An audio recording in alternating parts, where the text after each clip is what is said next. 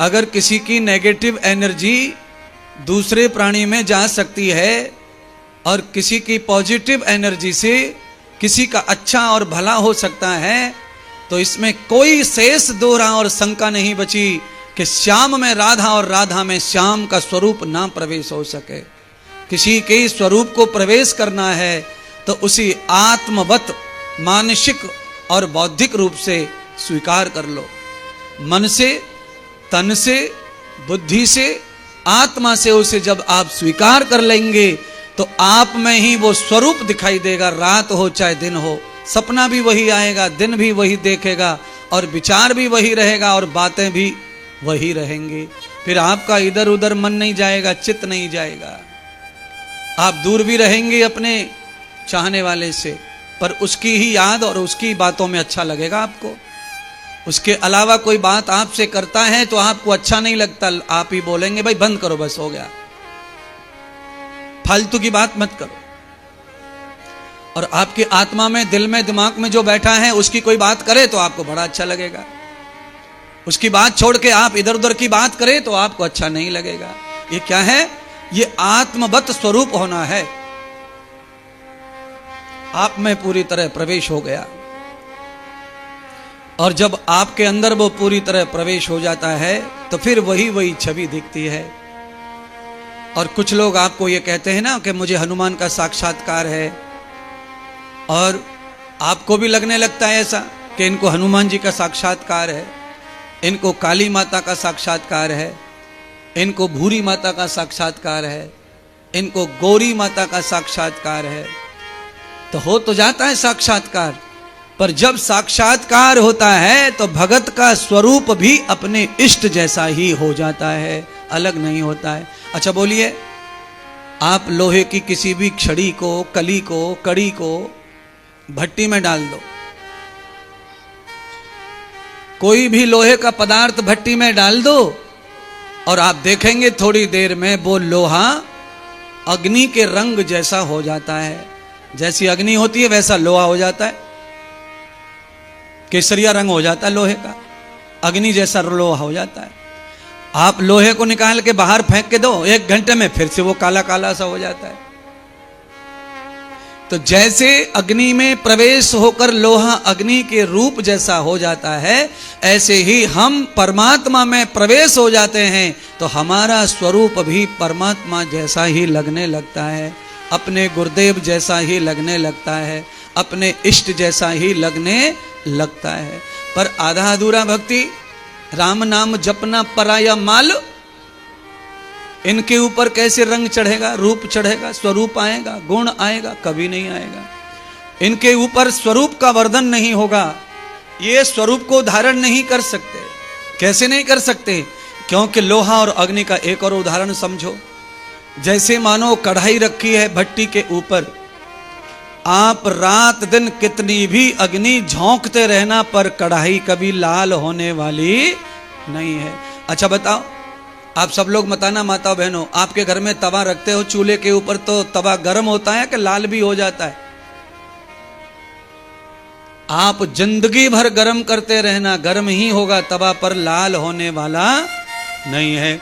क्योंकि तवा जो है अग्नि में प्रवेश नहीं हुआ है, तवे को अग्नि लग रही है। जैसे बिना चाहे बिना भजन के भगवान सबके साथ लगा हुआ है, हमारी ऊर्जा तो हमें मिलेगी पर हम भगवान स्वरूप नहीं हो सकते।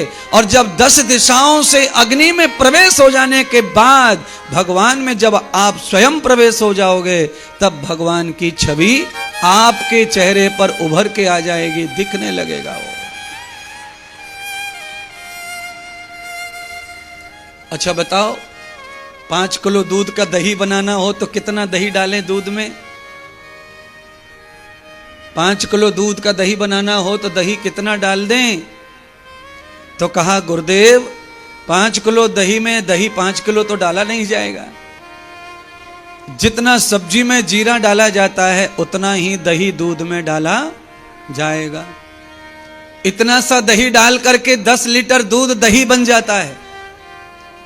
इतना सा दही अब दूध को अपने स्वरूप में एक्सेप्ट कर लेता है, ऐसे ही परमात्मा का समर्पण इतना भी है आप में थोड़ा, तो वो भी आपको एक्सेप्ट कर लेंगे परमात्मा, वो भगत बना लेंगे, आपको अपना शिष्य बना लेंगे।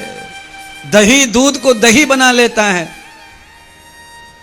तो भगवान आपको भगत बना लेंगे। पर आप तो बहुत ही चालू हैं, स्वार्थी हैं, मतलबी हैं। महाराज 16 सोमवार करें मैंने, इसका क्या फल है? तो मैंने कहा सूखे कुआं में गिर के मरोगे, और क्या फल है? महाराज हमने एकादशी पकड़ी है, हमारा पति नहीं है, हम उद्यापन करें कि ना करें? अरे भैया, पति का क्या संबंध है एकादशी से? एकादशी से विधवा का कोई संबंध नहीं है। एकादशी तो प्राणी मात्र के लिए, यानी मानव के लिए है, स्त्री हो या पुरुष हो, सुहागन हो या विधवा हो, सन्यासी हो या गृहस्थी हो, कोई फर्क नहीं पड़ता। एकादशी उद्यापन करो, चाहे सोमवार उद्यापन करो, कोई भी करो।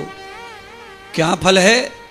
अगर मैं आपको फल बता दूं कि 16 सोमवार करने से लड़की का अच्छा पति आता है, अच्छा वर मिलता है, तो दूसरा पंडित जी बताएगा कि नहीं, ये तो सोमवार का अच्छी संतान के लिए होता है। अब लो, हम तो झूठे पड़ गए। अब तीसरा पंडित जी कहेगा ये तो दुकान चलाने के लिए, व्यापार बढ़ाने के लिए होता है। लो, तीसरा भी झूठा पड़ गया।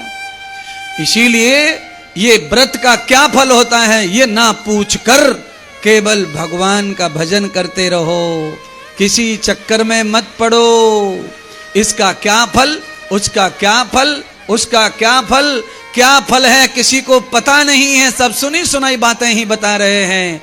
केवल मैं प्रैक्टिकल कह रहा हूं, राम भजन कर लोगे तो सब व्रतों का फल प्राप्त हो जाएगा।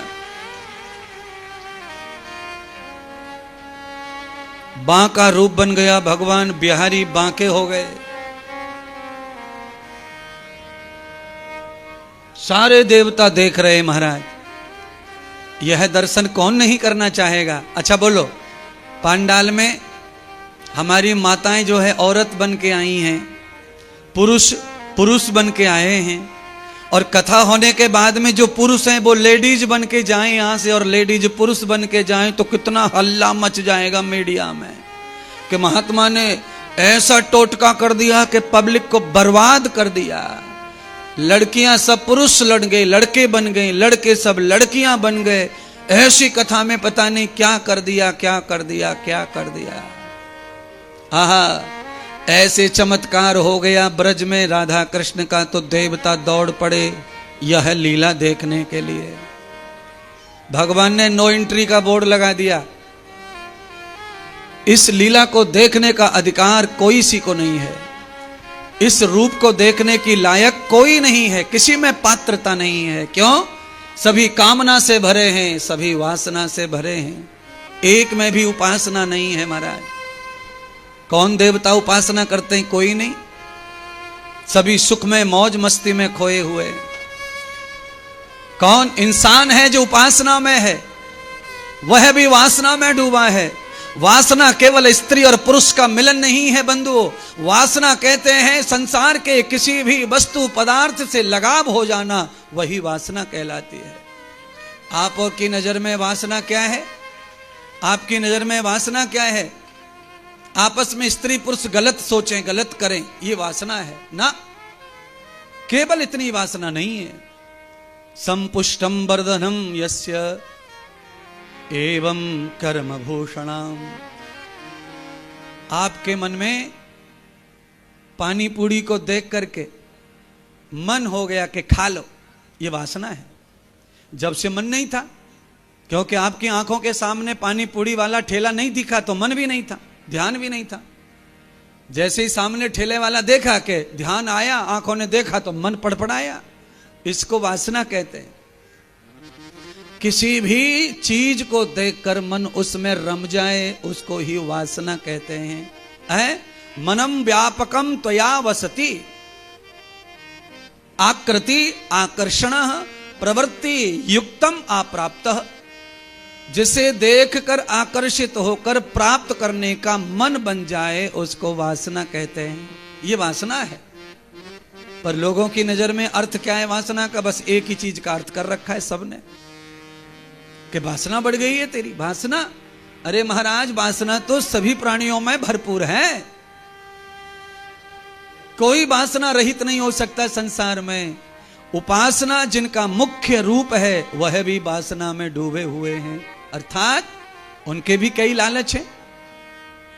उनको कोई लालच होगा, हेलीकॉप्टर लेना है, हवाई जहाज में बैठना है, यह भी वासना का ही स्वरूप है। इच्छाओं की पूर्ति करना, इंद्रियों को सुखी करना वासना कहलाती है। तो वस्तु, पदार्थ, द्रव्य का उपयोग, भोग भी वासना का ही प्रतीक है। इसीलिए वासना किसी विशेष कर्म को न कहकर वासना अपनी इच्छा को मान करके ही इच्छा का दमन करना चाहिए। हर चीज में होती है महाराज इच्छाएं। पार्वती जी को भगवान शंकर ने कहा, देवी सब देवता जा रहे हैं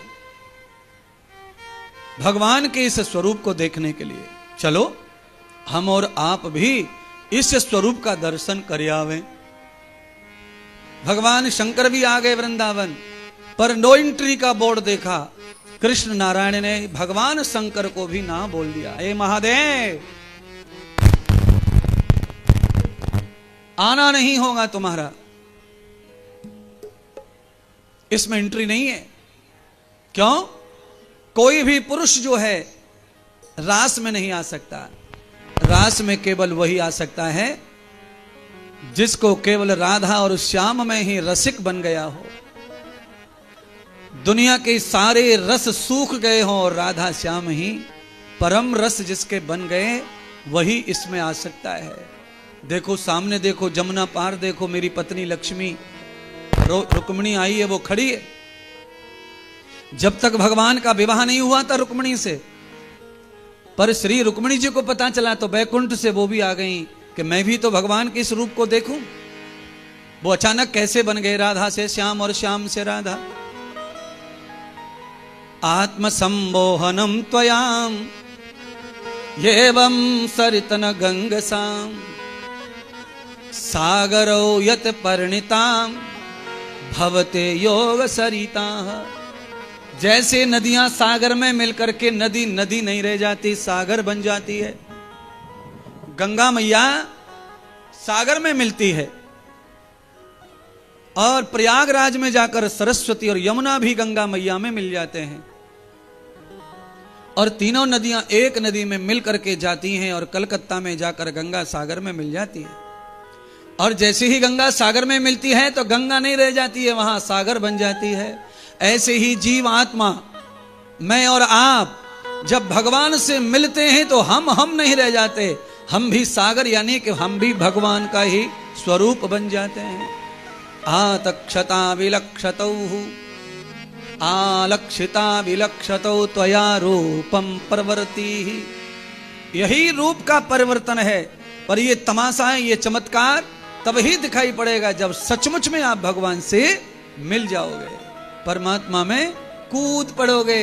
जैसे गंगा कूद पड़ी है सागर में, आप कूद पड़ो भगवान में। हाँ महाराज, हम कूद पड़े महाराज भगवान में। कैसे?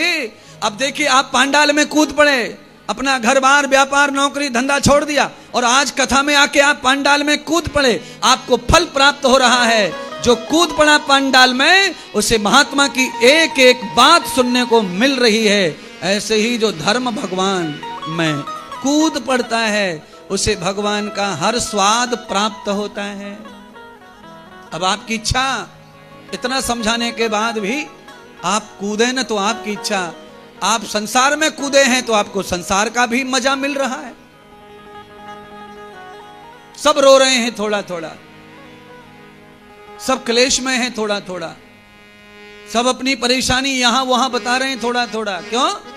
यही कारण है संसार में कूदने का।